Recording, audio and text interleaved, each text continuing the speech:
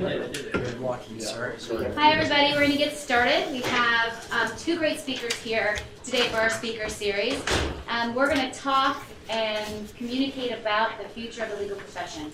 And our guests have said that they're not here to provide answers, which means they're going to rely on you to ask questions and help us find the answers together. As you know, the legal marketplace is changing dramatically, especially outside the U.S. Both our speakers are from outside the U.S.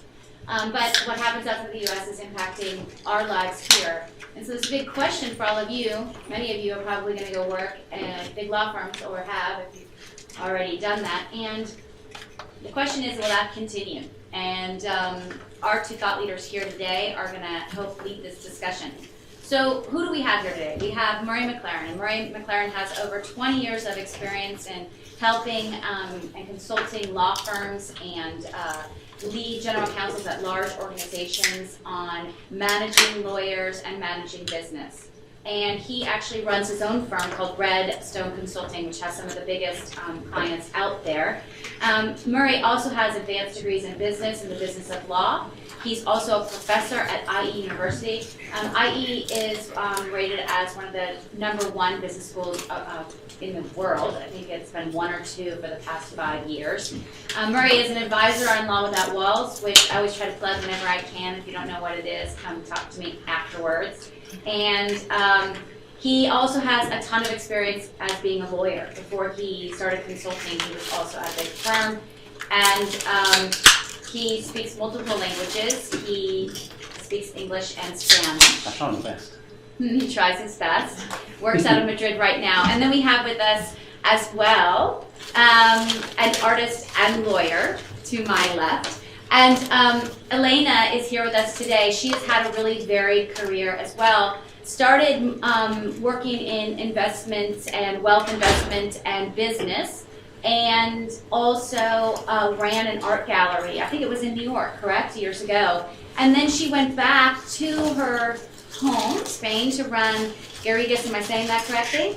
Law firm, which is one of the largest, if not the largest. But I'm not running Garrigues. Well, the innovation, some parts of your innovation, and it is recognized as one of the most innovative firms in Europe. And she's also an artist herself and has had her own showings and sells some of her artwork. So if you stick around till the end, maybe she'll tell you a little bit about that as well. So I will turn it over to Moray. Thank you very much. With a round of applause for Michelle for the introduction, or for the fact I just stood up in such an elegant way? No? So, how nice to be here in Boston, to have traded the sunshine in Madrid for the wonderful rainy weather that we have here, and how nice to be invited by Michelle. Of course, when Michelle invites you to something, you know that you can't say no. Last time we were together, I did something called an Ignite presentation. Have any of you seen an Ignite? You have, yeah? So you know the scenario, no? We made him do it. Oh, okay. Well, my heart goes out to you. 20 slides for 20 seconds for 5 minutes. You're talking to an audience and you're looking over your shoulder while the slides click through, yeah? And today, I am pleased to say, I'm back in control. I have the clicker for the machine, so everything is going to go very, very well today. Now, I've got the easy bit of the presentation, because I'm going to tell you about my work as a consultant and some of the law firms I work with and the challenges that they have. Elena has very kindly signed up for the difficult bit. She's going to be looking for 10, 20, 30 years ahead, and what does this mean for you, and what does this mean for your careers? Now, in the interest of full disclaimer, neither Elena nor myself are academics, and I know we have some academics in the audience. And I know that many of you have experience in the exact areas we're going to talk about. So I would like you to help us to help us tell the story. Now, this is a typical starting point for any presentation about law firms, anywhere you go in the world. Alarm bells ring as demand falls for law firm services. This was an article written by Thomson Reuters in January 2016, talking about America. Now, Elena and I are here to tell a very different story and to sing a very, very different song. Firstly, the law firms I'm working with are firms that have embraced change, that see the difficulties in the market, and that are actually doing very, very well at the moment. Maybe it's because, as you know, there was a financial crisis in 2008. Many law firms had a very, very difficult period. But when I talk to clients and in the parts of the world that I work, maybe it's a feeling that people are glad to be alive and glad to be doing well. So the clients I work with embrace change, and also Elena's law firm embrace change. The second thing I have to confess about is we are both huge optimists. So standing where I am now, seeing you all graduating from Harvard Law School, I don't see problems and challenges for you going ahead. I only see opportunities. Okay? And as Michelle was kind enough to say, we're not coming here with the answers. You have the answers. We're only coming here to give you some models and to ask the questions. Now, the starting point for me is this classic law firm model, and I'm going to call it the classic recipe, because many people say that the recipe is under threat. And of course, the recipe is changing, but I'm still a huge optimist about the success of the classic law firm. So this is where we start. Here is our recipe. Many of you will know this very, very well. In America, you often talk about it as the cravat model.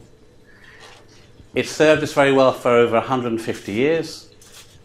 And wherever I go in the world, I see law firms following this model. It's a very simple recipe, as we'll see, and it's also been very, very successful. And the starting point is the ingredients required for this model have been readily available. So if I was to say, from the students here in the room, who are our students? Yeah? Okay. Would any of you be interested in working for a major global law firm and earning maybe $1, $2, or $3 million a year? Anyone signing up to that? Great. You've all been to a good law school. You're hired. Okay? So we have our ingredients. Step two, apply heat and pressure. Many people ask me about the recipe. Why do you have to apply heat and pressure to the recipe? You miss this step at your peril because it's hugely important. What we're talking about is the survival of the fittest. Now, those of you that are law students thinking about working in a law firm, can you just close your ears for a second? Okay? Just imagine you don't hear this bit. Who are the people in the room that have actually worked at a law firm? Okay, had experience at a law firm. Okay. I have a good few of you here in the crowd. Let me ask you a question. Have any of you had to work late at night or all night? Have any of you worked at weekends? Have any of you missed birthday parties and friends and family and trips to theatre and trips to the opera? Okay? This is about the survival of the fittest, and you don't get to be partner without being tough and without being able to stay the course. Step 3. Cook for 10 to 15 years. Now, many of you will know the traditional recipe, where actually the timings were a little bit different, no? You could make partner in 5 or 7 years. But what we've seen more recently, it is taking longer. So if you want to get the best partners, if you want to be the top partner in the top firm, and you're convincing and can travel the world and work well, this is going to take time. No surprise, this is about the survival of the fittest, and be warned, there is going to be collateral damage. Not all of you that enter this recipe are going to make it successful. And if you look at the way to express this diagrammatically, here is our recipe of the diagram. As I said, the recipe is very, very flexible. You can use this recipe for a one-partner law firm, or you can use it for a 2,000 partner law firms. So the law firms I tend to work with, it's either the elite law firms in their own country, and some of those are 5-partner firms, or some of them are 2,000 or 3,000 law firm partners. So this model is fantastic. You can scale it up, the number of people you put in the system, and you just adjust the salaries according to the type of law firm that you want to be in. Now, the Americans call this system the partnership tournament, which I think is absolutely fantastic. It's almost like a sporting image, no? To be successful, you have to be good, and you want to compete with other people. Now, some of you know the English often find it very difficult to say what they mean, okay? But I think in this case, the English terminology is very, very good. The English call this up or out, okay? You're either going to do well and you get to the level required and you get promoted in your organization, or you're going to be out as quick as you can, okay? So the recipe works like this. You put the 7 associates in the bottom. From that, you get your 3 seniors and then you get your one partners. But the description I like best of this system was used by a managing partner who was in my MBA group 20 years ago. And in his firm, they called this FIFO, FIFO. Has anybody heard of that before? FIFO? And anyone know what it means, FIFO? First in, first out. Yeah. Typically, it means first in, first out. In his case, he said fit in or F off. Okay? So this is the typical law firm recipe. Now, the model needs growth. Why do we think that this particular law firm recipe needs growth? Why is that? Any suggestions why the model would need growth? Yes? You should grow to create space for new partners, so new associates enter and they can see the prospects of being partner. Perfect. Very, very good. You have to have growth because you have to have enough motivation for the junior people, for them to think they might become senior partner, as a senior associate, or for them to become an associate. And what happens with our model during slower times? Well, the model did very successfully during the 80s and the 90s, and even before the financial crisis of 2008, we started to see some tension in the model because the law firms weren't growing as much. So this starts off with actually fewer associates being recruited for the firm. Then a much tougher appraisal system to go from associate to senior associate, but the real bottleneck was that not everybody could make partner. And that's when we start to see problems with our law firm recipe.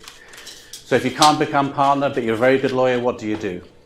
And law firms were starting to play with making people of counsel, making them non-equity partners, different titles. So even before the financial crisis hit in 2008, we did start to see some tensions in our recipe. Okay. So I've talked about the traditional recipe, and I've talked about some of the challenges, and who are the people we're going to blame for the challenges of the law firm. Do we have in the audience here any clients, anyone who's worked as an in-house role? We do, okay. Now, I would suggest that we could put some of the blame for the overheating of the system on these guys in the audience, okay? What they did at various times, they put their foot on the gas to accelerate, and then at some stage they put their foot very, very firmly on the brake, okay? So in the good times, what they were doing is they were paying large amounts of money to top law firms, to the elite law firms, an increasing amount of money to those elite law firms, even though some of the work they were doing was more standard or commoditized work, okay? So that was them putting their foot on the gas, and you must be tired already with this term, the more for less challenge. Okay, have you all heard the more for less challenge? 2008. What happens? Well, firstly, the lawyers in an organisation become much more important because never before had lawyers been required to advise their businesses more carefully. But at the same time, they had less money available. So that's what we call the more for less challenge. So that's when the clients, and we have two in the audience here, put their foot fairly and squarely on the brake. They'd be giving large amounts of money to law firms that every year had increasing profitability, increasing growth, 10, 15, 20% is what we saw for a 20-year period. That all comes fairly and squarely to a brake. And the new terminology is about unbundling of legal services or the disaggregation of legal services. So instead of giving all of their work to one law firm at an hourly fee, they start to work out which of the bits of the work that they have is a higher value, the lower value, and which bit is going to be commoditized. And of course, the model had done very, very well on the system of the hourly fee. So if I'm a lawyer in a law firm and you're paying me, the client's paying me per hour, who's taking the risk here? Am I taking a risk? Am I motivated to do that more efficiently and more quickly? It's the client that's been taking the risk. And one of the biggest changes, as soon as we switch from an hourly fee to a fixed fee, where as a law firm we have to say the price the work is going to be set for, who takes the risk of a fixed fee, the client or the law firm? Okay. So suddenly, the law firms have to be more efficient and start working in very, very different ways. So firstly, some of the blame, and I say it half-jokingly, must go to the clients for feeding this wonderful partnership tournament that we had and then changing the rules of the game so quickly. with the financial crisis around 2008, 2009. Okay. Who else can we blame for the changes that we're seeing in law firms? Now, I work with law firms around the world. I think they're able to solve the problems of working with clients in very, very different ways. The next challenge, I think, is actually more difficult. This is the second challenge that they have. Now, who's this? I guess that's you guys, yeah? That's you. Why do you think you're a challenge to the classic law firm recipe that I've just talked about? People want work-life balance. People want work-life balance, yeah?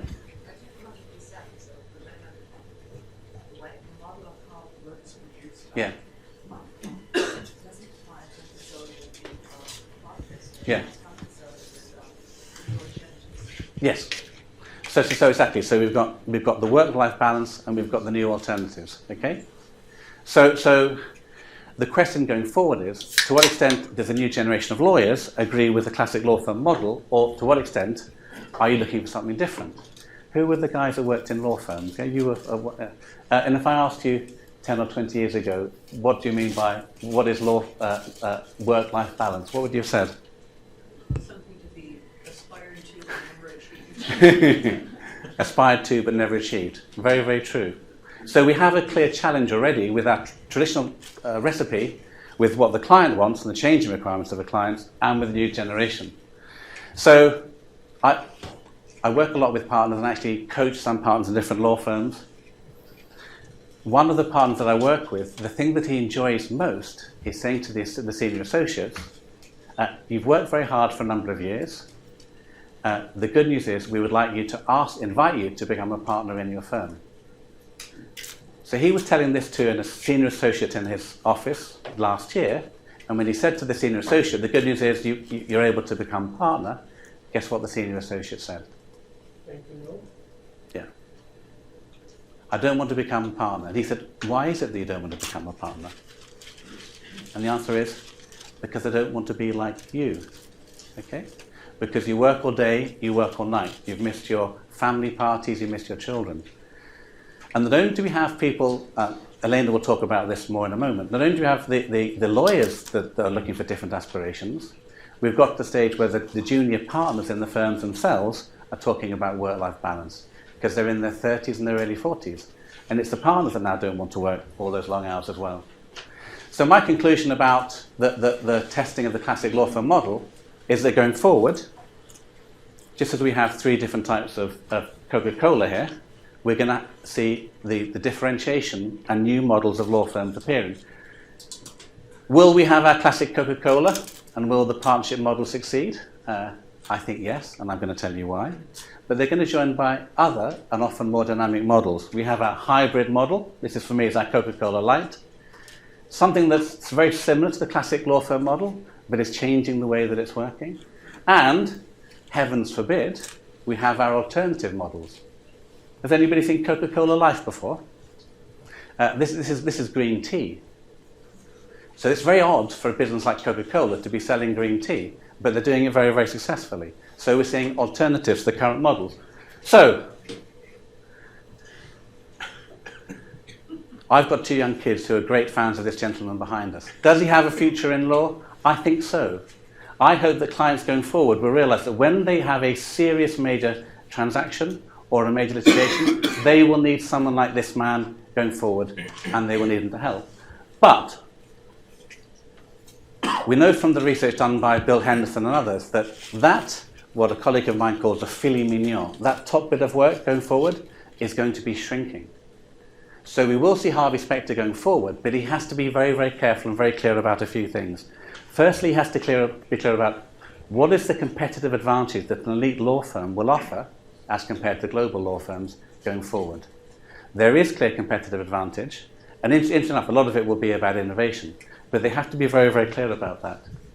And also, clients are still very, very price sensitive. So they have to be clear about what is the work that we're doing and what is the work that we're not going to do. And if there's areas of work that we're not going to do that's more commoditized, who are we going to pass it to, and who will be collaborating with? But the biggest challenge remains the new generation of young lawyers. Now, My belief in the law firms I work with is that some of you would like to join those classic law firms, and some of you have the dedication to work for 14 years to make partner. Because if not, our traditional system is going to fail. So some of you will have that in your thinking. And that, for me, is a bit like looking for the oyster within the pearl within the oyster. Law firms have to get much better at identifying those people, engaging with them, and make sure they're there for the longer term and not for the shorter term. The rest of you are not going to be investing in the old partnership tournament, the up or out. The model for you guys is grow and go. We're in the Sherman and Sterling room today, no? And some of you are going to look to join a prestigious firm like Sherman and Sterling, work there for 5 years. Then where do you go next? Go and work in an investment bank? And where do you go after that? A startup? Do you work as a venture capitalists? So some of you will be grow and go, and law firms have to realise you're not there for the longer term. They get the most out of you while they're there, but realise it's not forever. So it's very easy to ask those questions, but law firms are still struggling to find answers to that. Okay. Second one, hybrid law. So if that filet mignon work is shrinking, law firms have the opportunity. If they want to grow, are they going to embrace a wider area of work?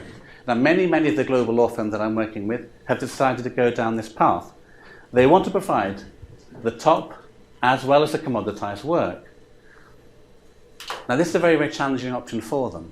And this for me, I flew here with Iberia and British Airways, and both of them have bought low-cost airlines to include the high value and the low value. So this is our elite law firms having a low-cost capacity. First challenge for them is about the brand. To what extent, if you do low-cost work, are you going to damage your brand as an elite law firm? And let's be honest, are you going to cannibalize the higher value work by doing some of the lower value work? And if you're talking about different brand requirements, to what extent are you actually going to have different types of organizations? Can you include these different types of law firms producing different types of services in the same entity? Or are you going to have them in different places?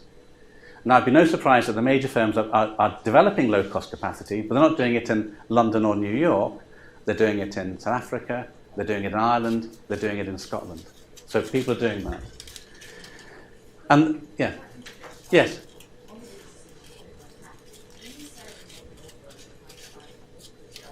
Yeah.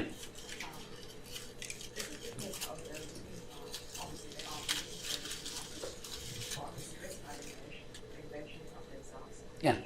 Okay, no, very, very good question. I mean, I've got another slide talking about some of the markets they're in. India is a key part of this for many.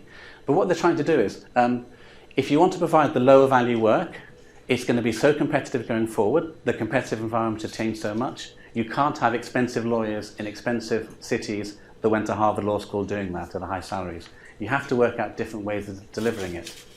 Now, in the old times, a client would see the whole of a transaction as being higher value, and they'd pass that to a top law firm. They don't do that anymore. They now take every transaction, every piece of advice, and they break that down into what's the higher value bit and what's the lower value bit. Many law firms now don't do due diligence or give that to Deloitte or KPMG because that's perceived by the client as the lower value bit. So either the client is going to disaggregate internally, and businesses like GE are recruiting project managers for that, or the law firm has the opportunity to do it for the client. One-stop shop. You come to me with the work, and I will then disaggregate it internally. So law firms, I was with a law firm in London last week, they now have 3 different career tracks for different types of lawyers. And they're recruiting different types of people to do that work, and they're paying different salaries going forward. And this is when we see a whole new range of new legal jobs coming up. Head of innovation, project managers, legal technologists, software architects. So this is a huge area of change. I made a presentation with Michelle on this in January in Law Without Walls. Since January the 17th, when I made the presentation, I have seen a vast amount of change around what law firms are doing in this space. So, to answer your question, the question is, where do you have your front office, your frontline lawyers, your Harvey Specters? Where do you have your middle office, your technology, your project managers? And where do you have your back office? Where are going to be the people that are doing the due diligence and doing the other types of work? Yeah. That is really exciting. Yeah. So if I could just ask. Yes. And I don't need to be controversial. Yeah. Maybe I have Please be controversial. Controversy is good. You talk about how global law firms are establishing a global Yes, presence yeah. with satellite offices taking over different continents.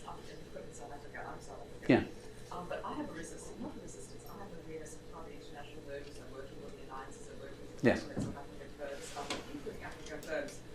But the irony is, I think here, all US and UK don't realize that the South African firms are actually staffed by international lawyers. Yes. So the dynamic of saying, we're going to pass on the lawyer work actually is not working. Yeah. So, it's turning out to be a very, I break out of the mode because I moved out of the big law firm and I went in-house and now I'm kind of very much... Were you in a law firm in South Africa? I was, yeah. Okay. Well, can we talk afterwards? It'll be no surprise to you. I've spent the last... Sorry. I've spent the last 3 years travelling lots to South Africa because this is one of the questions, no? Elite law firms versus global law firms. So let's have a talk about South Africa afterwards. But my point is, I think this model needs to take into account that firms across the world actually do have internationally qualified lawyers. Yeah, very, very much. Yeah. So we're not saying that the law firms and the lawyers in Lagos are low value or low price, because on the delivery model you will need lawyers in Lagos to do the work. So the model for South Africa has become Cape Town, because Cape Town might be a place where people are readily available to work and there's a lower cost. In India, it won't be Mumbai, it'll be Bangalore. So they're trying to find places where you have multi-talented, multilingual lawyers that can do the work at a lower cost than being in Santon or being in New York. So, alternative law. This is the one you've probably heard the most about as far as your course, no? All of the different models, Axiom, Lawyers on Demand. These are the people that are very, very good at doing that day-to-day standard work. And this is all about technology, because it's technology-led, and data. Now, there may just be a bit of law here somewhere. There may be work for lawyers, but people are trying to work that out. I was speaking to one of these businesses recently. They're opening in America. And I said, where are you opening in America? Are you opening in New York? And they said, no, we're opening in New Jersey. And I said, I was a bit surprised, no? You're opening a legal services business in New Jersey. And I said, why are you opening in New Jersey? Is that because good lawyers are available in New Jersey? And the guy laughs. He says, there's good lawyers available everywhere in America. We're going to New Jersey because that's where the technologists are. So the whole business is run by technology.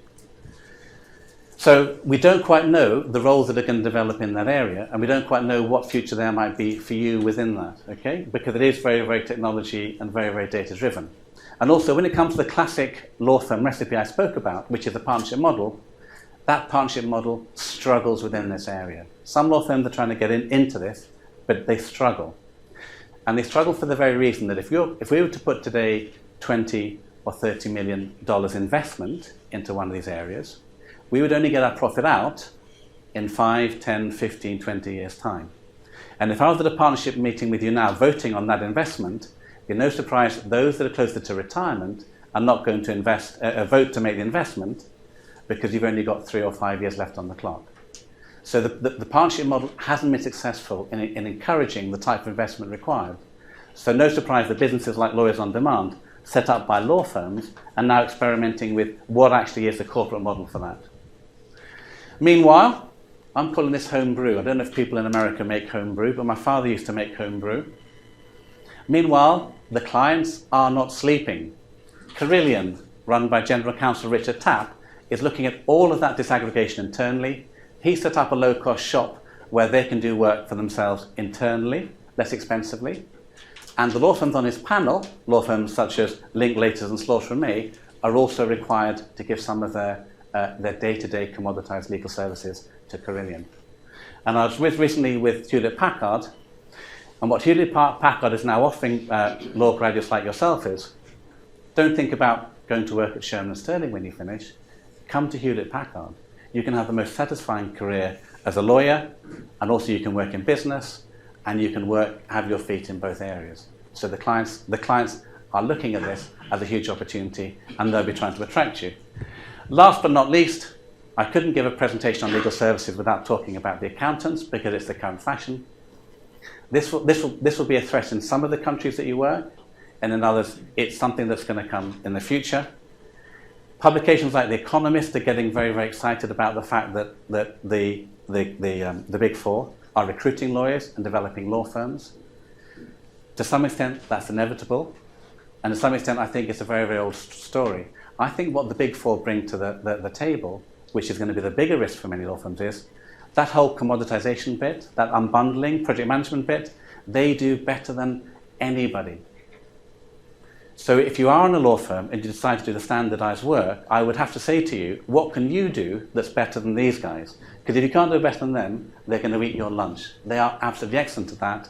And it would be no surprise to tell you that some of the big four are now working with some of the elite law firms to develop products for their clients. So that is totally radical. Last but not least, let me finish with what I like to call the Da Vinci Challenge. I recently gave the presentation on this whole change of the legal services to an elite law firm. They are one of the top law firms of what they do globally. And I asked them after I'd spoke, what do you think about that? And there was total silence. Silence for 1 minute, silence for the second minute, by which stage I was starting to get worried. I was thinking, maybe this elite law firm don't have any of the challenges that all other law firms do. And after 2 minutes, it was the founding partner of the firm who saved me. Thank God. This very, very quiet but powerful voice comes from the back of the room. And he said, Murray, you're probably wondering why there's silence in the room. Okay? Let me tell you, it's not because everything you've told us about doesn't relate to us as a law firm. It's because everything you've told us is what keeps us awake at night, but we just haven't worked out a way of solving it. And he asked me, do you know the Grand Masters, the old masters? And I said, well, I don't know very much about art. He said, well, take someone like Da Vinci. How many people did Leonardo da Vinci, let me ask you this, how many people did Leonardo da Vinci have in his team when he made one of his masterpieces?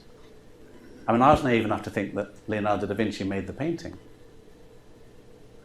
Leonardo da Vinci had a team of 20 people that worked with him. One that prepared the frame, one that put the first wash on. And the founding partner said to me, do you know which bit Leonardo da Vinci did? He painted the face and he painted the hands. He says, as a top lawyer globally, going forward, I want to be like Leonardo da Vinci, painting the face and the hands. But I still haven't worked out yet who are the other 19 people I need in my team to be able to do that other area, all the other areas of work. On that note, Elena, over to you. Let me pass you the control. Thank you very much. Thank you, Mari. Hi, everybody, again. I'm very, very happy to be here with you today.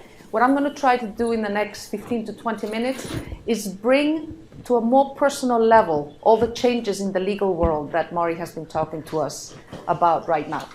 And let me start with a riddle, if I may. Imagine that this is the future of the legal services world. Now, what do you think the relationship between the three things would be? It's actually very easy. Computer provides legal services. Dog keeps man away from computer. Man feeds dog. So, jokes aside, there's a lot of breakthrough changes in technology that are happening, that are going to be affecting you. And now, this part of the presentation, I'm going to be speaking really to the graduates and to the students. I'm sure you've all heard about Ray Kurzweil. And Mr. Kurzweil, who's the co-founder of Singularity University and now works as Director of Engineering at Google, is in the habit of making predictions. And he made 147 predictions some years ago for 2009. And in 2010, he saw that he was 86% correct. So he gave himself a B+. But he's convinced that if we live long enough, we're going to be able to live forever. And this connects to something that he's now referring to, which is from our three basic brains that we have now, you know, the reptilian, the limbic, and the neocortex. We're going to have a fourth brain. And that fourth brain is going to be stored, guess where? Where everything is stored right now. In the cloud. And it's going to be stored there because we're going to have nanorobots made of DNA strands that are going to help us connect with the cloud the way we connect now through machines, right? So, science fiction or not, there are already things that are telling us that, that we are coexisting with other intelligences. Everybody knows about the Watson IBM and the big win over the two champs. But most recently, only 2 weeks ago, I don't know if you like the game Go, but it was amazing because AlphaGo, the machine, defeated a 9-dan ranked professional who's arguably the best player in the world. And now the machine has been awarded an honorary 9-dan rank by the Korean Association of Go. all this technology is going to be affecting the jobs of the future. And I took a look at Thomas Frey's 163 jobs of the future. And I'll tell you why later, why I did. But in the process, I found some wonderful ones, like the 3D food printed chef, or the avatar relationship manager, or, if Mr. Kurzweil is correct, the cradle-to-grave life cycle managers, because if we're going to live hundreds of years, we're going to need somebody to help us through the cycle. But the reason I looked at this list is that I wanted to see how many times the word legal or lawyer was mentioned in the list. So how many times? 0? Okay, one time. And it was in connection with this: cryptocurrency bankers, regulators, and finally, lawyers. So the Bitcoin is going to save us, basically. These new jobs are going to demand hot new skills. And when I grow up, I would love to be asked, what do you do in life? And say, I'm an inflectionist, for instance. I think that sounds wonderful. But the one that interested me the most was the dismantling bit. My friend Rina was in a taxi cab a few weeks ago in London, and the cab driver told her that they were already thinking about how to dismantle their own industry, because they feared that in 3 to 5 years from now, there would be no more black cabs, which right now is unimaginable because it's such an institution in London. But they were already thinking about that. And that led me to think whether any of you present here would be the dismantlers of big law as we know it in the future. But, okay. I think you took him on. Okay. To be honest, Moray had advanced that we're both optimists, and we are. So I think we're going to shift gears now from the neuroscience and the technology to the good news. And the good news, it's all about you and the generation you represent. And why is that? Because it's almost like a marriage made in heaven. You guys are the generation that's best equipped to deal with the changes that are coming your way. And you've been called a number of things, Generation Y, the Millennials, but let's be a little bit more forward-thinking and call you Generation A. Why A? Because you are fast learners, you are fast doers, you are fast movers, and I'll come back to that a little bit later. You excel in what you do. You're multitaskers, you're driven, you're involved. And finally, what I like most is you bring with you an attitude. And it's not in a negative way, it's in a very positive way. And this attitude is that you really want to be judged on your own merits for what you're really worth at work. You don't shy away from responsibility. On the contrary, you own what you do. And finally, what I was referring to before, you really have an unwillingness to hang around. Basically, what we were saying before, in our age, there weren't many more options, so we stuck with whatever was given to us. Nowadays, you don't have that, and you have a lot of choices. All these new skills and competencies, they're going to be played in a new field that Moray was very aptly describing before. And in that new field, you're going to go from doing things one way to doing things the other way. But really, the most important part is here. You have to be client-centric, and you have to be, as Moray now is, you have to be consultants to your clients. You're going to have to use your personal, your commercial, and your negotiation skills as much as your technical skills in this future legal landscape. You're going to have, the good news again is you're going to have much more to choose from. So from new to small to old to big, basically the landscape is much more open. There's going to be much more flexibility and much more mobility. And at the end of the day, it's really up to you. If I were asked for a show of hands, who would feel more comfortable in a traditional old law firm setting? Not many. Not many. And who would like the Axiom lookalike? That's actually a picture from Axiom's headquarters. Okay, so many more of you. On my way here on the plane, I was reading an article in The Practice, which is an amazing publication by the Center on the Legal Profession. And it spoke about a survey that they did, a study, where 95% of Harvard Law School students actually practiced law in the first year, the first jobs that they took on. However, only 10 years later, 25% of those graduates no longer practice law. However, they felt that it was an incredibly valuable training that they had received, because as law now intersects with science, technology, education, business, they were much better prepared than maybe other people. So there's more good news for you as well, right there. No matter what you choose, no matter what avenue you choose, what path you decide to take, what's going to be asked of you is going to be the same. I'm going to skip forward one slide, because for the sake of this group, we actually sent out a survey to top leaders in international firms. And we asked them, if they were recruiting people like you, what would they be looking at? And lo and behold, ethics came up first. We were actually quite surprised. We thought it would be there, but not as high up. Of course, client relation, knowing the law, technology, innovation, but ethics was there first. So from an ethical behavior in the drive to excellence, you're going to have, of course, your technical qualities, but there's going to be a lot of management, managing yourself, your client, your team, even financial management. There's going to be a lot of entrepreneurial stuff there, innovation, and a lot of communication skills. You're going to have to be able to sell yourself, your product, okay?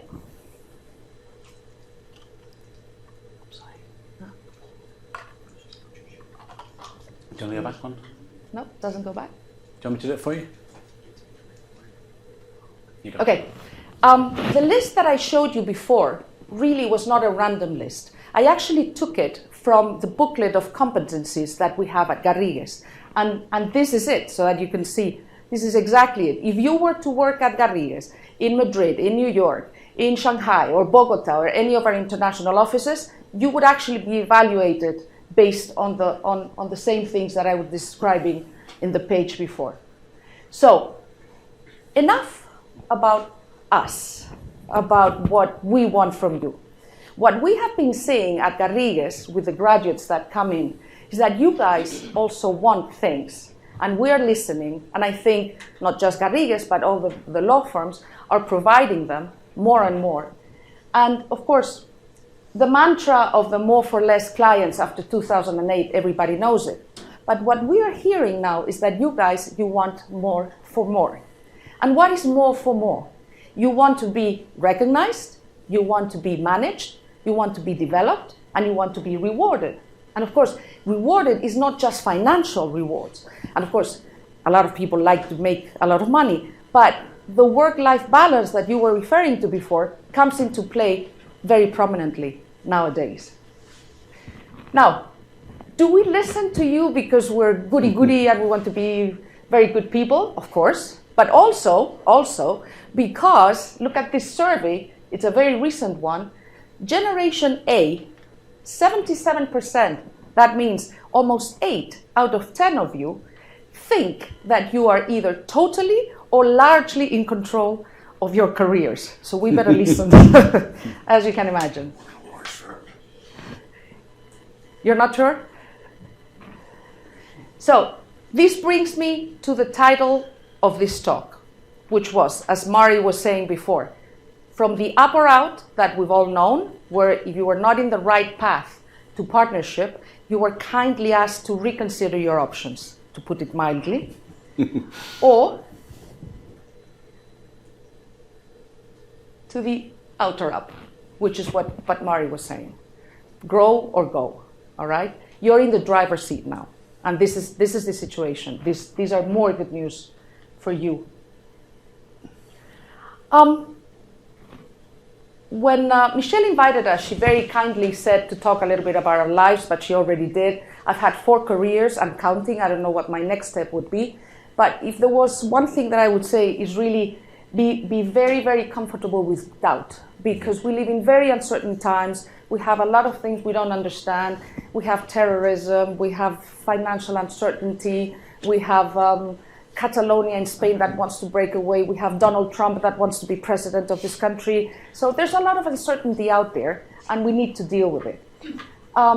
in that, I spoke to the people, the heads of HR at Garrigues, and I said, okay, if I were to give the Harvard Law School graduates a toolkit, what would it be to succeed, either in Garrigues or wherever it is you go, old law, new law? And they gave me that. They put the emphasis on leadership, on innovation, on values, on the fact that once you know what you want, go after it, on the fact that you have to continue your education. Getting a master's or graduating for Harvard is amazing, but it doesn't stop here. You have to continue. Building a team, a diverse team, and then definitely managing the knowledge, but managing your emotions. Empathy is a huge word going forward. Bear it in mind, because it's one of the qualities that's going to be really most looked after in any setting that you work for. And definitely, as you were saying before, you know, the work-life balance is a must. Now, Mari started with a series of recipes, and I would like to basically end with one before we open it up to questions. And in my experience with my 4 careers, having lived 17 years and worked abroad, I think if you accept that nothing is impossible, that we need multi-talented people. At Garrigues, we have excellent lawyers, but we also have excellent architects, chemists, economists, environmentalists, you name it, up to 15 other professions. The ethics part, not just relating to the fact that you had to do the moral thing, but also relating to your own happiness. If you're happy at what you're doing and how you're doing it, that's also an ethical part of the whole picture. And finally, the global mind that everybody speaks about, but you really have to go and do it. We have a huge deficit in Spain and in this country as well, because everybody speaks English, of languages. We have a good example here of you who have gone to many countries to learn several languages. Don't sit there. Just be out there. Learn from other countries. And if you manage to do that, you're going to be very well positioned, be it in law or any other profession. And then finally, I will end with a quote with one of my favorite writers, Mario Benedetti. He's a Uruguayan writer.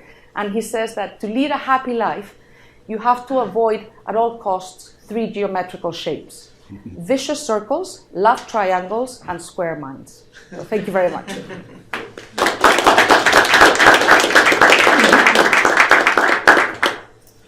So does anyone have any questions? So the question, I think the theme in both of your talks was kind of how younger lawyers or new lawyers want to have agency and development, as like kind of agency over their careers and development and unwillingness to hang around, and that kind of resonated with me and what I'm hoping to pursue after graduating. So I was wondering, like, from a consulting perspective and also at Garrigues itself, in what way do they implement that at Garrigues to like encourage people to feel that they're being developed, and what is from the consulting point of view, what are some kind of meta strategies that you have for law firms? You want to start? Well, I mean, you've asked the right question. What is work-life balance in a top law firm? And let's just start by being honest. There is no simple answer to this. And I know one top law firm in particular that when you go for interview, they will say, we're not going to promise you a work-life balance. We do the top work for the top clients. And guess what? Those clients are globally. Deals happen at weekends. The shit hits the fan at any time of day in any part of the world. So we will not be able to offer you a work-life balance. If you want a work-life balance, there's a very good law firm down the road. They'll give you very, very good training. So there is no answer here. I mean, there's no magic sauce. I guess there's a lot about going forward, law firms have to be better at finding the people that they select, as I said. If you want to be the elite law firm, it's who are going to be the pearls that want to become a partner going forward. And it's a lot about investment. It's about education. The challenge now is that the clients in the old days, and we have to say this very, very quietly because this was a bit of a secret, the clients in the old days were paying for you to train your junior lawyers by paying for you to do commoditized work at $100, $200 an hour. Now that particular game is now over. So law firms will be recruiting fewer junior people. They won't be profitable from year 1. They might be profitable year 3 or year 4. And if you've invested $500,000, $600,000 in a lawyer who gets to year 4 or 5 and decides to leave, that's a bad investment. So I'm going to be honest with you and say that that is what law firms are struggling to work out what it means. And Elena here can tell us what the answer is. The answer is yes, we're very much working on that, and like Garrigues, many other firms are working on that. So we have very specific programs. We have, and we have people here who know about our programs, both for development and both to make sure that people have the time off they deserve and they need. We have from anything from secondments through to programs at US universities, for instance. We're starting one right now, and ongoing training that is provided by the firm for everybody in the firm, including all the offices, not just the ones in Spain. And we do that very methodically because, as you were very correctly saying, people actually request it, and it's a must, so we cannot ignore it. We're very much into that. Okay, three questions. Where to start? This gentleman here. One concern about when you're talking about commoditization, and it's happening, is how much of that commoditization will either destroy the lawyer's monopoly over what they call commodity work, Yes, yeah. or have to adapt to the fact that the client's going to say, why are we using lawyers for this at all? Yeah, totally. I mean, that's the question on commoditized work, no? So the work that was done by a senior partner is done continually by a junior partner. The work for the junior partner goes to the senior associate to the associates to paralegals. And I guess listening to what Elena was saying is technology will be pretty much doing a lot of this going forward. But it's already happening. Oh, it's already happening, yeah. It's already happening. There's a law firm. A law firm I know is working on an algorithm which is going to solve the compliance problems of their banking and finance clients. And it's an algorithm, and it's a top law firm working on this algorithm. So when you see a global law firm like Denton's, the biggest law firm in the world, doing a joint venture with IBM Watson, you know it's going to be very, very powerful. But I think you've hit the nail on the head, because the debate in the UK for the last 10 years has been what is legal services and what is not. And while the ABA is debating what is legal services or not, a bunch of guys have got up and set up their businesses. They say we don't do legal services, we just sell contracts that are business contracts. Now, it doesn't matter what you call them, and I think this is my conclusion to your question. It doesn't matter what you call those, whether you call them legal or business, but that is work that in the old days lawyers in law firms would have done. And going forward, they're not going to be doing that anymore. But to the extent that the barriers, depending on jurisdiction, depending on definition, how much is protection merely because of the belief that to get to commodity work, that a lawyer in Massachusetts must pass on a title every 10 years, when, to be perfectly frank to my fellow graduates in Property 1, I didn't know if I were doing that now, all I would have needed is Property 1, not the rest of the curriculum. So this is a political environment, and it's outside our scope. But it would be no surprise, and I think I agree with you, it would be no surprise if some areas of the professions in the world are trying to protect their corner and pretend the monopoly. But I was so surprised to hear what Elena was saying about the black cabs in London. Black cabs used to be a monopoly. They used to work per hour and per time. They never worked on a fixed fee basis. They realized with something like Uber, what do you do as a black cab driver? Are you going to become an Uber driver? Are you going to compete, or are you going to decide to give up? And I guess that's going to be a big challenge for law firms going forward. Did you want to add anything to that, Lena? No, absolutely. Right, More question questions. here. Yeah, I have one question for you and one question for you. So, Sure. Elena, I was wondering, your title, the position title that you have is a Business Development and Innovation Officer or Manager. So I was wondering now, currently, we talked about much of a longer term what's going to happen, but currently what's happening, a lot of law firms are looking to hire salespeople or business development people. I would like to hear your opinion about having the salespeople who can pitch and help partners to develop business. Do you see any changes happening? And for Mari, I was wondering, you mentioned about the time period for making a partner. And it's 10 to 14 years. Do you see anything happening there that the junior lawyers or senior associates are pushing people, the partners, to lower the kind of threshold, making some exceptions for, let's say, extraordinary people saying, oh, let's make it 7 years, let's make it as it was before, 5 to 6 years. Do you see any such changes happening? Okay. So to my question, it's a very pertinent question, because right now we are hiring those people. And it's a very recent trend, but we need to train the partners to deliver the best pitches possible. And that takes a very certain set of skills that not everybody has. So I am actually now, as we speak, looking out in the market for that type of person.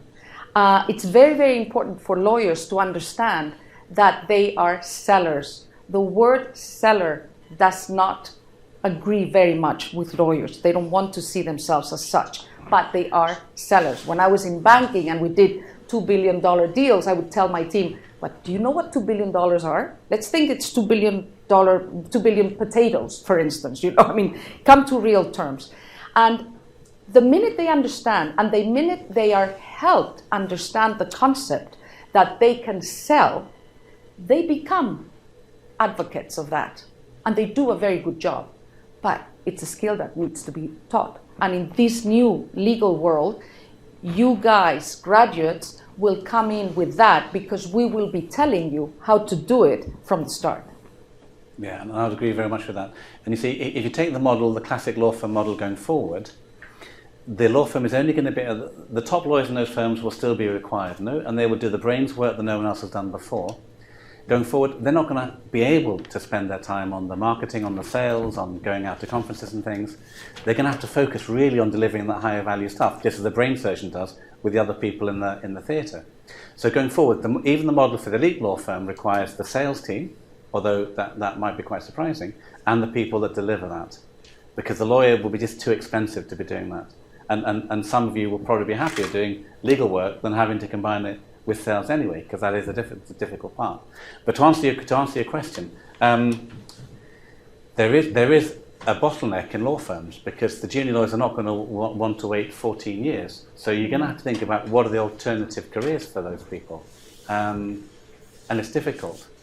So if you want to be the elite law firm and you have someone who is that pearl that wants to become a partner, that will own the firm in 10, 20, 30 years' time, you're going to try and get them to the top as quick as you can. So I can imagine this fast-track concept. I can imagine, not everyone's going to be patient and hang around for 14 years.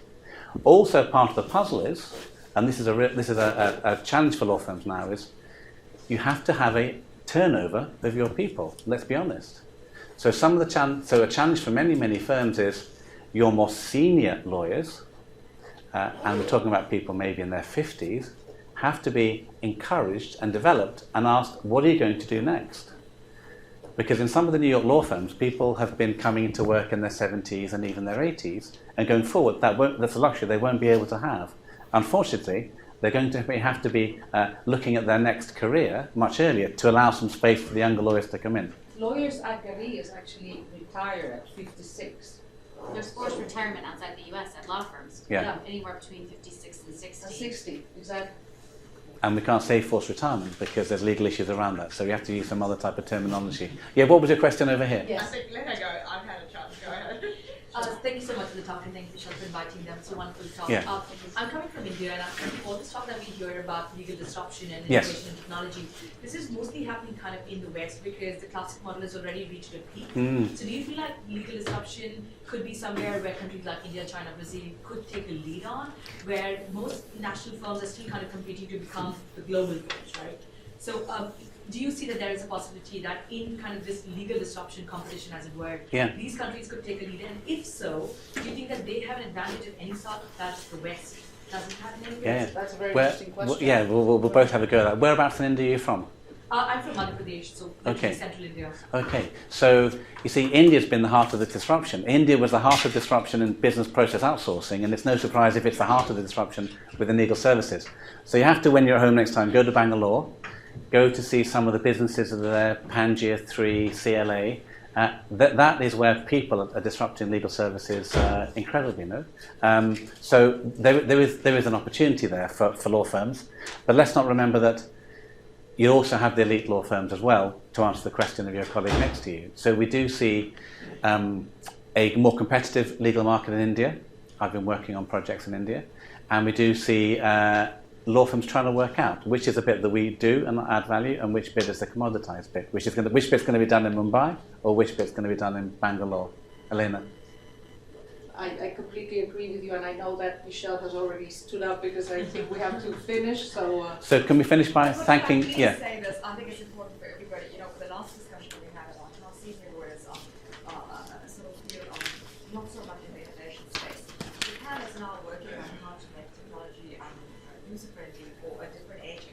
Yeah. And I think we need to factor that in our law firms, because the intellectual capital is a wealth in senior law. We just have to find a way, we have to find a way to pull it out. Agreed. So we need to finish by thanking you for your time. I know you had an option of other places to be, so thank you for joining us. So much. And I have to thank these 300 leaders of law firms that we sent the survey to. We were so surprised that they all took the time to answer, and we were so impressed by the answers they've given that Elena and I have put this into this document, which is called Words of Wisdom. So this is the words of wisdom of 300 leaders of law firms now that they've decided to give to you guys as the next generation.